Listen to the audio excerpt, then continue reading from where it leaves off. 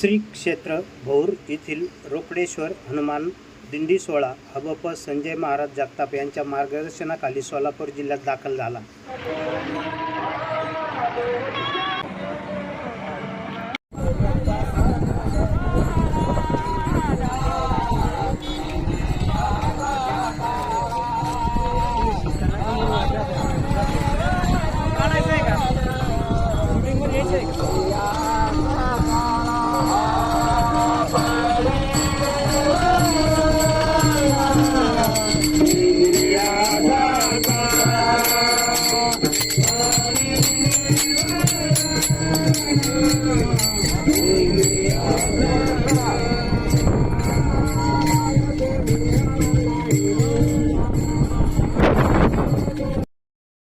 मत त्यांनी उभारलेले आहेत।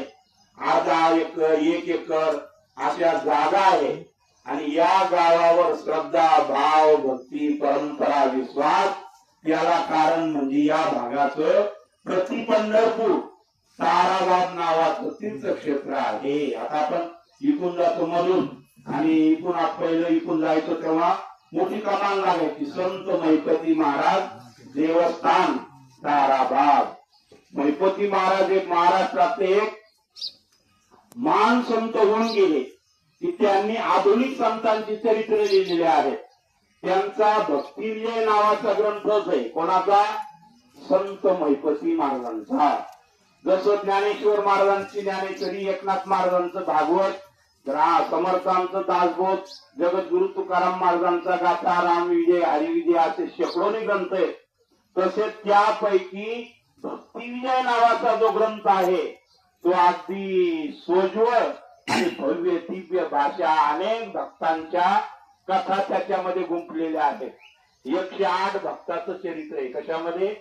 भक्तिविजय नावाच्या ग्रंथात। आणि भगवंताने मैपती महाराजांना वचन दिलंय, जो भक्त माझा या भक्तिविजयाचं पारायण करील, वाचन करील, चिंतन करील आणि 108 भक्तांचं नामस्मरण करील, मी स्वतः त्याचं सुदर्शन चक्र घेऊन काय करील?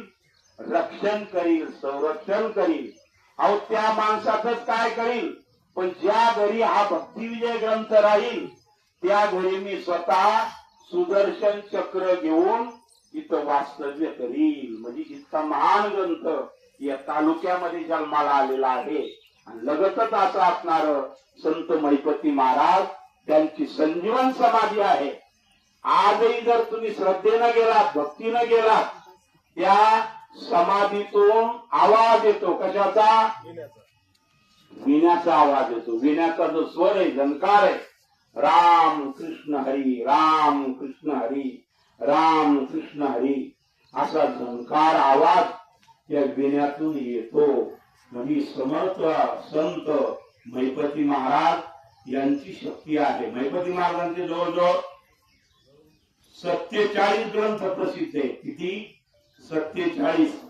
मैपती महाराजांचे जे ग्रंथ आहे 47 ग्रंथ आपल्या महाराष्ट्राच्या संत वाङ्मयामध्ये प्रसिद्ध आहेत।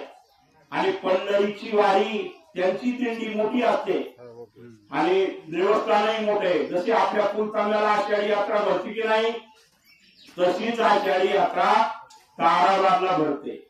त्या ह्या यात्रेचं एवढं काय आगळं वेगळं प्रवरा न्यूज साठी प्रतिनिधी पत्रकार राजेंद्र गडकरी, शिर्डी परिसर।